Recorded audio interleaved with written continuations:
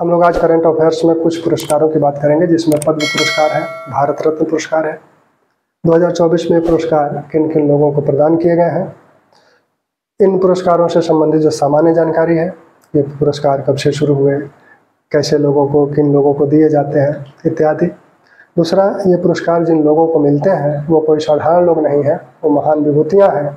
तो उन महान विभूतियों के विषय में थोड़ा सा जानना भी आवश्यक है। जो सीधे सा प्रश्न पूछा जाता है वो यही पूछा जाता है कि अमुक पुरस्कार किसे प्रदान किया गया है।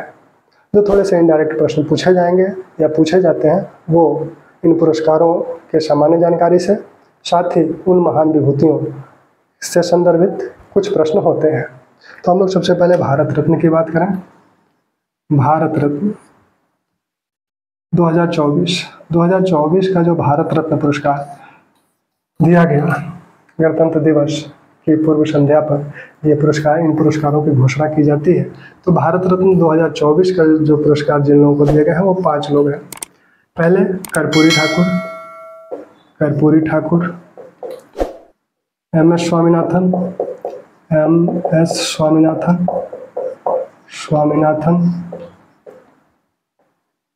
MS स्वामीनाथन, फिर PV नरसिम्हा राव,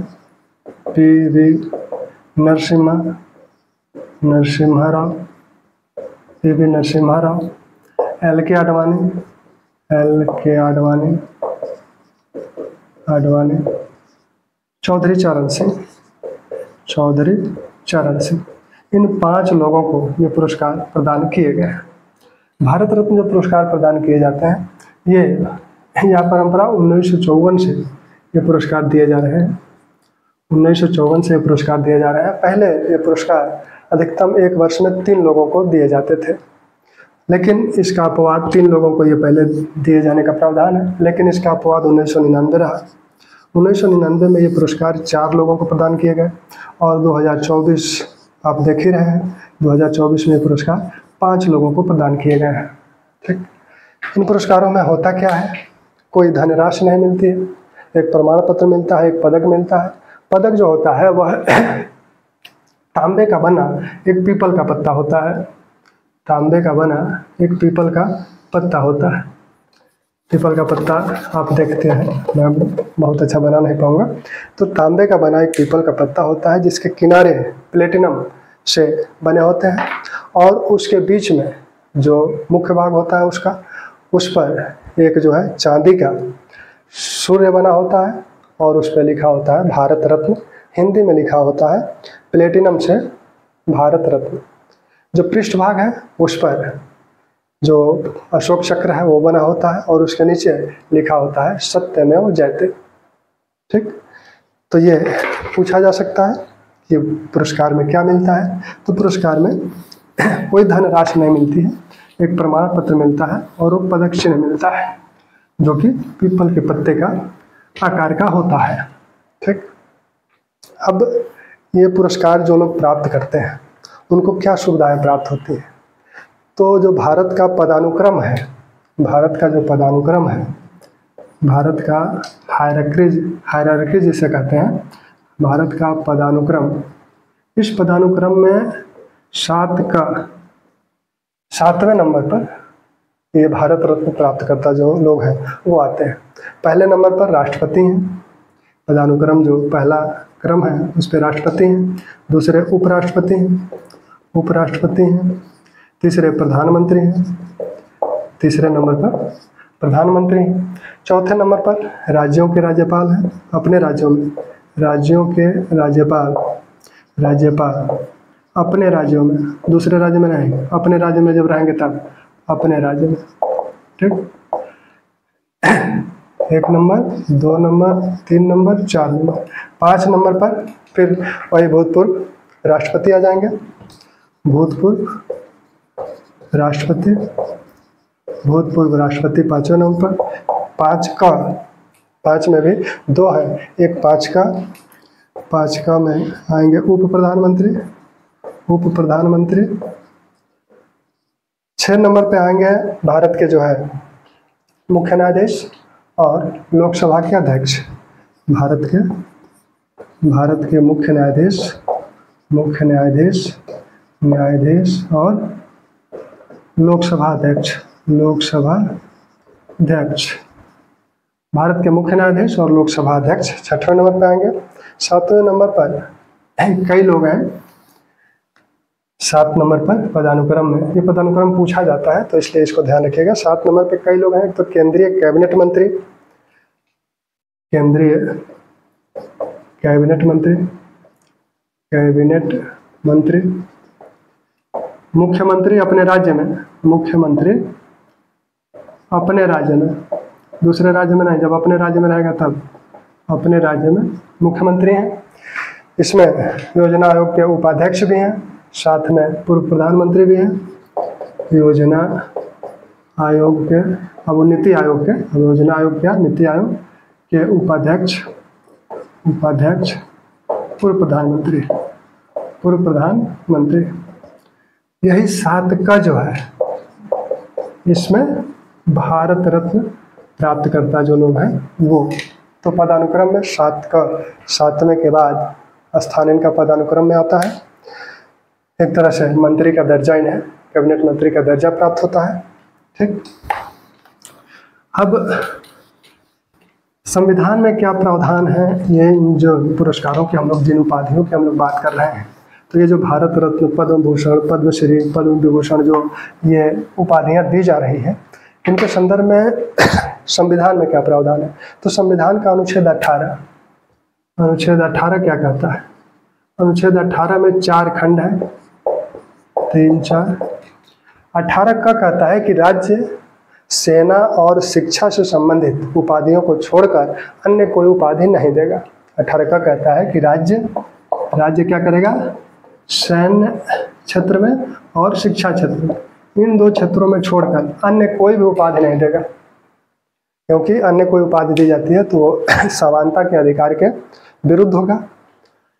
दूसरे में क्या कहा जाता है कि भारत का कोई भी नागरिक किसी विदेशी राज्य से कोई उपाधि नहीं प्राप्त करेगा। भारत का कोई भी नागरिक विदेशी राज्य से कोई उपाधि नहीं प्राप्त करेगा। 18(2) कहता है। 18(3) क्या कहता है कि वह व्यक्ति जो भारत का नागरिक नहीं है लेकिन भारत में किसी विश्वसनीय पद, भारत में कोई विश्वसनीय पद धारित करता है, तो वह विदेशों से कोई उपाधि बिना राष्ट्रपति की अनुमति के नहीं धारित करेगा। गैर नागरिक जो भारत में क्या करता है, विश्वास का पद धारित करता है, भारत सरकार के अधीन विश्वास का या राज्यों के अधीन विश्वास का पद धारित करता है, वह विदेशों से कोई भी उपाधि बिना राष्ट्रपति की अनुमति के नहीं प्राप्त करेगा। बिना राष्ट्रपति की अनुमति के कोई भी व्यक्ति जो कि भारत का नागरिक नहीं है, भारत में किसी विश्वास के पद को धारित किए हुए है, बिना राष्ट्रपति की अनुमति से कोई भी उपाधि धारित नहीं करेगा। चौथा क्या कहता है, चौथा कहता है कोई भी व्यक्ति, वो नागरिक हो या गैर नागरिक हो, कोई भी व्यक्ति किसी भी विदेशी राज्य से कोई भेंट, उपलब्धि या पद बिना राष्ट्रपति की अनुमति के नहीं धारित करेगा। भेंट, उपलब्धि और पद बिना राष्ट्रपति की अनुमति के नहीं धारित करेगा। ठीक, तो संविधान उपाधियों, राज्य द्वारा उपाधियों को प्रदान करने से रोकता है। तो फिर ये पद्म भूषण, पद्म विभूषण, भारत रत्न क्यों प्रदान किए जाते हैं, ये क्यों प्रदान किए जाते हैं। 1954 में ये दिए जाने शुरू हुए थे। जब जनता पार्टी की सरकार आई तो 1977 में इसे रोक दिया गया। फिर जब 1980 में इंदिरा गांधी की सरकार आई तो पुनः ये उपाधियां दी जाने लगी। ठीक, तो सुप्रीम कोर्ट में यह बात गई कि भाई राज्य ये उपाधियां दे रहा है। सुप्रीम कोर्ट ने बालाजी राघवन केस में, बालाजी राघवन वाद 1995 में स्पष्ट कर दिया। उसने कहा कि ये जो उपाधियां दी जा रही हैं ये कोई सामंतवादी उपाधियां नहीं है, जैसे पहले की लॉर्ड, राजा, महाराजा, इस तरह की जो उपाधियां दी जाती थी उस तरह की उपाधियां ये नहीं है, कोई सामंती उपाधियां नहीं हैं। ये दरअसल उन लोगों को दी जाती हैं जो कि कुछ विशिष्ट क्षेत्रों में विशिष्ट उपलब्धि जो प्राप्त किए हैं। भारत रत्न जो दिया जाता है वो पहले से ही भारत रत्न जो दिया जाता था साहित्य, विज्ञान, कला और सामाजिक कार्यों या सार्वजनिक कार्यों के लिए दिया जाता था। बाद में 2014 में ये प्रश्न उठा कि खेल के लोगों को ये दिया जाए कि नहीं, तो खेल के लोगों को भी, जिसमें 2015 में सचिन तेंदुलकर को पहली बार खेल के क्षेत्र में भारत रत्न दिया गया। तो अब यह है कि किसी भी क्षेत्र में जो महत्वपूर्ण उपलब्धि हो, साहित्य, विज्ञान, कला और सार्वजनिक कार्य और सामाजिक मामलों में ये उपाधियाँ दी जाती, वो पद्मश्री हो या भारत रत्न। पद्मश्री के लिए तो कोई क्षेत्र विशेषकर किसी क्षेत्र का उल्लेख नहीं किया गया, लेकिन भारत रत्न के लिए विशेष क्षेत्र का उल्लेख किया गया और वो क्षेत्र था साहित्य, विज्ञान, कला, सामाजिक कार्य, सार्वजनिक सेवाएं। साहित्य, विज्ञान, कला और सार्वजनिक सेवाएं, ये 4 क्षेत्र पहले से निर्धारित थे और बाद में कला को भी, खेल को भी इसमें समाहित कर लिया गया। तो इस केस में, बालाजी राघवन केस में, सर्वोच्च न्यायालय ने स्पष्ट किया कि ये उपाधियां कोई सामंतवादी उपाधियां नहीं है, ये उन लोगों को दी जाती है जो लोग कुछ विशिष्ट क्षेत्रों में महान उपलब्धियां प्राप्त करते हैं, उन्हें प्रोत्साहित करने के लिए ये उपाधियां देना आवश्यक है, जिससे कि अन्य लोग भी इस तरह के कार्य करने को प्रेरित हो। ठीक, अब पद्मश्री की बात हम लोग कर लें। अब इसमें जिन लोगों को दिया गया है, जैसे कर्पूरी ठाकुर को दिया गया, तो कर्पूरी ठाकुर के विषय में जान लिया जाए। कर्पूरी ठाकुर बिहार के समस्तीपुर जिला में पितौछा नामक गांव में उनका जन्म हुआ था। आज उस गांव को कर्पूरी नगर कहा जाता है। तो बिहार में इनका समस्तीपुर जिला में जन्म हुआ और ये बिहार के 2 बार मुख्यमंत्री रहे। एक तो 1970-71 में रहे और दूसरी बार 1978-79 में ये बिहार के 1977 से 79 के बीच बिहार के मुख्यमंत्री रहे थे। कर्पूरी ठाकुर, इनसे प्रश्न बनेगा, विशेषकर बिहार बीपीएससी में प्रश्न बनेगा, बिहार दरोगा में इसे प्रश्न बनेगा। कर्पूरी ठाकुर कहाँ जन्म हुआ? समस्तीपुर में जन्म हुआ। कब जन्म हुआ? 1924 में जन्म हुआ और पितौछा नामक गांव में इनका जन्म हुआ। 1970-71 में बिहार के मुख्यमंत्री थे। फिर 1977 से जब जनता पार्टी की सरकार बनी थी केंद्र में, तब ये बिहार के मुख्यमंत्री थे। समाजवादी नेता हैं। इनके सरकार ने जो इनके विषय में बताया भी है भारत रत्न देते समय, वो भी यही बताया गया कि ये समाजवादी नेता है और समाज के निम्न वर्गों के उत्थान के लिए इन्होंने महत्वपूर्ण कार्य किया। बिहार सरकार ने 1971 में मुंगेरी लाल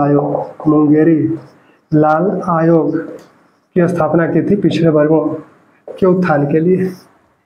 मुंगेरी लाल आयोग की स्थापना हुई थी। उस मुंगेरी लाल आयोग की जो रिपोर्ट आई, उस रिपोर्ट के आधार पर इन्होंने 1978 में बिहार में ओबीसी को आरक्षण का प्रावधान दिया। इन्होंने, कर्पूरी ठाकुर ने बिहार में 26% आरक्षण का प्रावधान किया था। 26% में 20% ओबीसी के लिए थे। ओबीसी में भी 2 वर्ग थे, एक पिछड़ा वर्ग और एक अत्यंत पिछड़ा।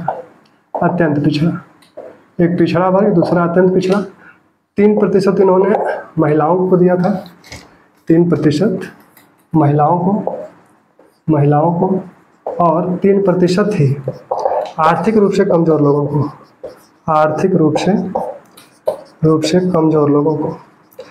ठीक, आर्थिक रूप से जो कमजोर है, यानी सवर्णों में जो आर्थिक रूप से कमजोर है, उन्हें यानी कुल मिलाकर 26% आरक्षण का प्रावधान इनके द्वारा किया गया था, उसे लागू किया गया था। लेकिन सर्वोच्च न्यायालय ने इस पर रोक लगा दी। सर्वोच्च न्यायालय ने इस आरक्षण के प्रावधान को रोक दिया। भारत सरकार ने अब ये 10% जो आरक्षण, बहुत पहले कर्पूरी ठाकुर 10%, 3% आरक्षण आर्थिक रूप से पिछड़े लोगों को दे चुके थे। कहा जाता है कि यह आरक्षण दिलाने में जयप्रकाश नारायण का महत्वपूर्ण भूमिका थी, लेकिन कर्पूरी ठाकुर ने इसे लागू किया था। अब भारत सरकार ने क्या किया है, 10% पिछड़े वर्गों, आर्थिक रूप से जो कमजोर हैं, सवर्णों में, उन्हें आरक्षण का प्रावधान किया गया है। 193 संविधान संशोधन द्वारा यह प्रावधान किया गया।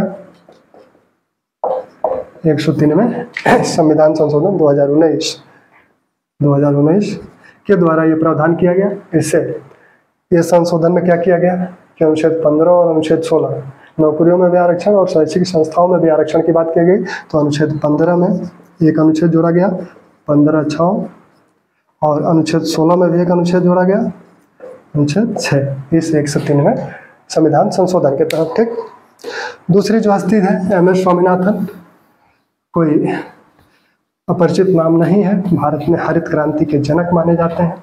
भारत में जो हरित क्रांति हुई थी उसके जनक माने जाते हैं स्वामीनाथन। तमिलनाडु में इनका जन्म हुआ और हरित क्रांति के जनक हैं। हरित क्रांति के संदर्भ में बहुत भ्रांतियां हैं। विभिन्न जो पुस्तकें हैं या जो ऑनलाइन आप लोग देखते हैं उसमें कोई 1965 में इसे भारत में लागू होते मानता है, इसका प्रारंभ मानता है, कोई 1965-67 मानता है, तो तमाम तरह की बातें की जाती हैं। एक बात स्पष्ट रूप से जान लीजिए कि ये 1966 में शुरू की गई और 1966 में किस मौसम में, किस फसल के मौसम में, खरीफ फसल मौसम में ये भारत में हरित क्रांति की शुरुआत हुई। 1966 खरीफ फसल के समय भारत में हरित क्रांति की शुरुआत हुई और उसके जनक ये माने जाते हैं क्योंकि नॉर्मन बोरलॉग जो कि विश्व में हरित क्रांति के जनक माने जाते हैं, उन्होंने जिन उन्नत किस्म के बीजों का अनुसंधान किया था उसी के आधार पर स्वामीनाथन ने इन बीजों को भारत के प्रतिकूल बनाने संबंधी अनुसंधान किया। ये भारतीय कृषक आयोग जो था उसके अध्यक्ष थे। भारतीय कृषक आयोग कृषकों की परिभाषा इन्होंने चेंज की, बदली। कृषकों में वो सभी आएंगे, कृषि श्रमिक हो या काश्तकार हो, सब कृषक में ही आएंगे। कृषकों के लिए जो उचित मूल्य है वो दिलाने की बात इन्होंने, MSP की जो बात कही थी उसकी बात हम लोग अर्थव्यवस्था में डिटेल में करेंगे। ठीक, तो स्वामीनाथन कई पुरस्कार इन्हें मिल चुके हैं। यही एक, इन पांचों लोगों में से यही एक पुरस्कार विजेता हैं जिन्हें पद्मश्री भी मिला है, पद्म भूषण भी मिला है, पद्म विभूषण भी मिला है और भारत रत्न भी मिला है। तो भारत सरकार के ये पांचों पुरस्कार स्वामीनाथन को मिले हुए हैं। ये एक महत्वपूर्ण, एक यूनिक पॉइंट है। ये पूछा जा सकता है कि ये चारों पुरस्कार निम्न में से किसे मिले हुए हैं। ठीक, अब हम लोग बात करें तो नरसिम्हा राव भारत के प्रधानमंत्री रहे थे 1991 से 96 के बीच और उन्हीं के काल में भारत में LPG की बात हुई थी। लिबरलाइजेशन, प्राइवेटाइजेशन और ग्लोबलाइजेशन, उदारीकरण का जो, आर्थिक उदारीकरण का जो दौर था उसकी शुरुआत इसी समय PV नरसिम्हा राव के काल में हुई और ये आर्थिक उदारीकरण के लिए जाने जाते हैं। इनके वित्त मंत्री जो मनमोहन सिंह हुआ करते थे, तो इन दोनों लोगों ने भारत में आर्थिक सुधारों की, जो आर्थिक उदारीकरण की शुरुआत की थी। ठीक, अब LK अडवाणी भारत पहले RSS में थे, फिर जब 1951 में संघ पार्टी बना तब उसमें रहे, फिर जब 1980 में भारतीय जनता पार्टी बनी तो उसमें रहे। सबसे लंबे समय तक भारतीय जनता पार्टी के अध्यक्ष रहे और माना जाता है कि भारतीय जनता पार्टी को ऊपर उठाने में लाल कृष्ण आडवाणी का महत्वपूर्ण योगदान है। इनका जन्म जो है पाकिस्तान के सिंध प्रांत में हुआ था, बंटवारे के समय ये भारत आ गए। ठीक, चौधरी चरण सिंह जो है उत्तर प्रदेश के एक महत्वपूर्ण नेता है और चौधरी चरण सिंह के विषय में कहा जाता है कि 1920 में इनका जन्म हुआ मेरठ में, अब हापुड़ जिला है, नूरपुर नामक गांव में इनका जन्म हुआ था। 1925 में ये आगरा विश्वविद्यालय से स्नातकोत्तर की डिग्री लिए।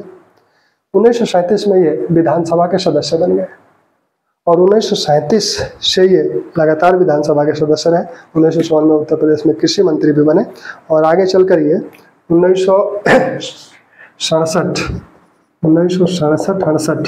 में उत्तर प्रदेश के मुख्यमंत्री रहे। फिर 1970 में उत्तर प्रदेश के मुख्यमंत्री रहे। ये कार्यकाल 70 में ही समाप्त हो गया, कम कार्यकाल था, तो 1970 में मुख्यमंत्री रहे। माना जाता है कि जमींदारी प्रथा के उन्मूलन के लिए जाने जाते हैं उत्तर प्रदेश में। इन्होंने कुछ किताबें भी लिखी हैं, उन किताबों को भी ध्यान रखें। Indian poverty and its solution, Indian poverty and its solution,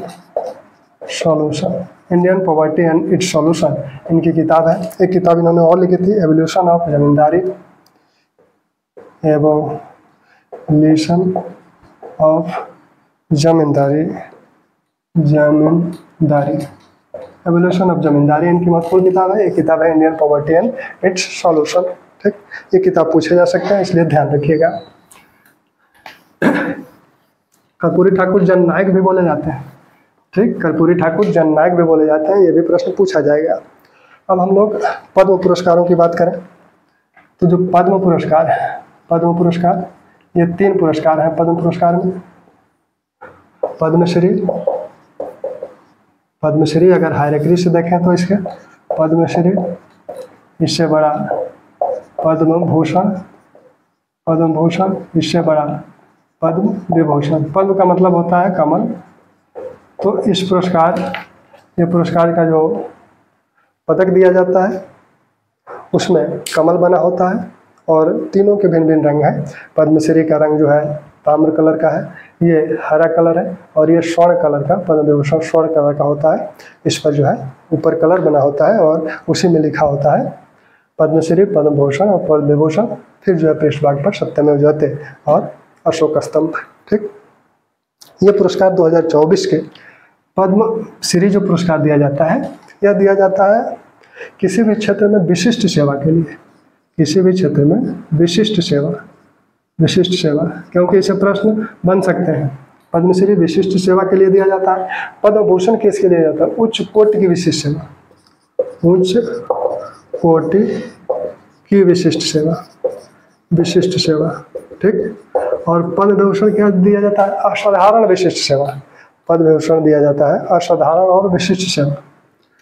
Padma Vibhushan असाधारण, असाधारण और विशिष्ट सेवा, और विशिष्ट सेवा के लिए किसी भी क्षेत्र में। ठीक, सरकारी क्षेत्र में भी जो सरकारी कर्मचारी हैं उनको भी ये पुरस्कार मिलते हैं। तो पद्मश्री विशिष्ट सेवा के लिए मिलता है, पद्म भूषण उच्च कोटि की विशिष्ट सेवा और पद्म विभूषण असाधारण और विशिष्ट सेवा। इन पुरस्कारों जो भारत रत्न दिया जाता है वो तो प्रधानमंत्री का विशेष अधिकार होता है, वो किसी के भी नाम की संस्तुति राष्ट्रपति को कर सकता है। ठीक, जो LK आडवाणी को पुरस्कार मिला वो राष्ट्रपति सुश्री मुर्मू उनके घर जाकर वो पुरस्कार दें, प्रधानमंत्री और राष्ट्रपति दोनों साथ गए थे। ठीक, इन पुरस्कारों की जो घोषणा होती है इसके लिए सरकार एक कमेटी बनाती है और इसमें एक समय दिया जाता है कि इतने समय में लोग अपना नामांकन करा सकते हैं। आप भी अपना नामांकन करा सकते हैं। आपको अपना कार्य बताना होता है, उस कार्यों की जांच सरकार द्वारा की जाती है, उस समिति द्वारा की जाती है, और वो विशिष्ट कार्य है, उच्च कोटि का विशिष्ट है या असाधारण विशिष्ट है, तो आपको ये पुरस्कार मिलेंगे। ठीक, अब ये 2024 के पुरस्कार कितने लोगों को दिए गए हैं? 132 लोगों को ये पुरस्कार दिए।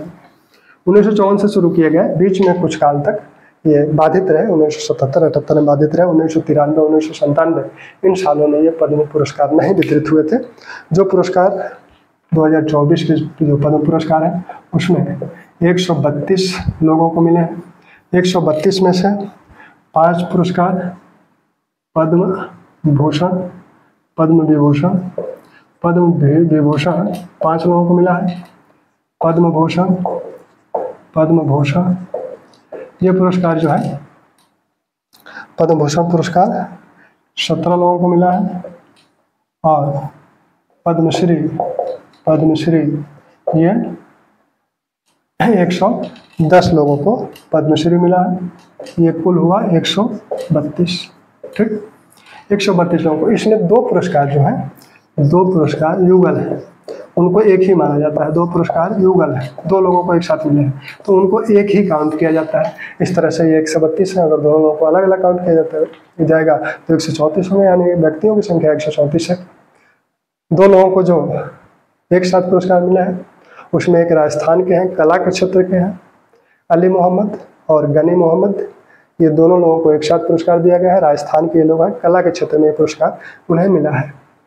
दूसरा जो पुरस्कार है वो बिहार को गया है, जो युगल पुरस्कार है। युगल जो 2 पुरस्कार हैं उसमें एक राजस्थान को अली मोहम्मद और गनी मोहम्मद को कला के क्षेत्र में, दूसरा बिहार के 2 लोगों को मिला है, शांति देवी, शांति देवी पासवान, शांति देवी पासवान और जो है शिवन पासवान, शिवन पासवान को एक साथ मिला है, शिवन पासवान। ठीक, ये दोनों लोग जो है ये भी कला के क्षेत्र में दिया गया है, ये भी कला के क्षेत्र में मिला है, ये भी कला के क्षेत्र में मिला है। यह जो पुरस्कार कला के क्षेत्र में मिला है यह गोदना पेंटिंग के लिए मिला है। गोदना पेंटिंग ये मिथिला पेंटिंग के समान है, मिथिला पेंटिंग का उत्कृष्ट का नवीन रूप है। ठीक, ये 2 पुरस्कार बिहार को गया है। जो 5 पुरस्कार पद्म विभूषण मिले हैं उनके नाम जानना आवश्यक है। अब 132 नाम तो नहीं जाना जा सकता, लेकिन जो पद्म विभूषण के पुरस्कार हैं उनका नाम जाना जा सकता है। तो वैजयंती माला बाली, चिरंजीवी, वैजयंती माला बाली, चिरंजीवी, वेंकैया नायडू, वैजयंती माला बाली, चिरंजीवी, वेंकैया नायडू, वेंकैया नायडू, बिंदेश्वरी पाठक, बिंदेश्वरी पाठक और पद्म सुब्रमण्यम। ये 5 लोगों को, वैजयंती माला बाली, चिरंजीवी, वेंकैया नायडू, बिंदेश्वरी पाठक, पद्म सुब्रमण्यम, ये जो है पुरस्कार जो मिले हैं ये कहाँ के हैं? ये तमिलनाडु के हैं। किस क्षेत्र में मिला है? कला के क्षेत्र में मिला है। ये चिरंजीवी जो है आंध्र प्रदेश के हैं। किस क्षेत्र में मिला है? ये भी कला के क्षेत्र में मिला है। ये क्षेत्र भी पूछा जाता है, ध्यान रखिएगा। वेंकैया नायडू ये भी जो है आंध्र प्रदेश के हैं और इन्हें किस क्षेत्र में मिला है? सार्वजनिक मामलों में इन्हें पुरस्कार मिला है। सार्वजनिक मामलों के क्षेत्र में ये पुरस्कार इन्हें मिला। बिंदेश्वरी पाठक सामाजिक कार्य के क्षेत्र में मिला है। ये बिहार के हैं बिंदेश्वरी पाठक। सुलभ शौचालय जो विभिन्न शहरों में आप लोग देखते हैं वो इन्हीं बिंदेश्वरी पाठक के अभियान का देन है। पद्म सुब्रमण्यम ये जो है तमिलनाडु की ये भी हैं और ये भी पुरस्कार कला के क्षेत्र में मिला है, तमिलनाडु की हैं। ये भरतनाट्यम की नृत्यांगना, भरतनाट्यम। ठीक, तो ये कुछ पुरस्कार हैं। इन पुरस्कारों में जो पद्म पुरस्कार हैं उसमें पद्म पुरस्कार जो इस बार 132 दिए गए हैं उन पद्म पुरस्कारों में जो 132 जो पद्म पुरस्कार हैं इसमें 30 पुरस्कार महिलाओं को मिले हैं। 30 पुरस्कार महिलाओं को मिले हैं और पद्म विभूषण में आपने देखा है कि पद्मा सुब्रमण्यम को ये पुरस्कार मिला हुआ है। तो पद्म विभूषण में एक महिला है। इसमें 9 मरणोपरांत लोगों को मिला है और जो NRI वगैरह हैं वो 8 लोग हैं। भारत रत्न भी विदेशियों को मिलता है, जिसमें मदर टेरेसा को मिला था, अब्दुल गफ्फार खां को मिला था और साथ में नेल्सन मंडेला को मिला था। तो 3 लोगों को भारत रत्न भी, जो 3 विदेशी हैं उनको भी मिल चुका है। और ये इस वर्ष का 8 लोगों को, जो NRI हैं, POI हैं या OCI हैं, उन लोगों को 8 लोग ऐसे हैं जिनको पद्म पुरस्कार मिले हैं। भारत रत्न आवश्यक नहीं कि हर वर्ष दिया जाए। ठीक, तो ये पुरस्कारों के संदर्भ में जो भी प्रश्न इन पुरस्कारों से बन सकते हैं वो सभी हम लोग समाहित कर चुके हैं। इससे बाहर कुछ पूछा नहीं जाएगा।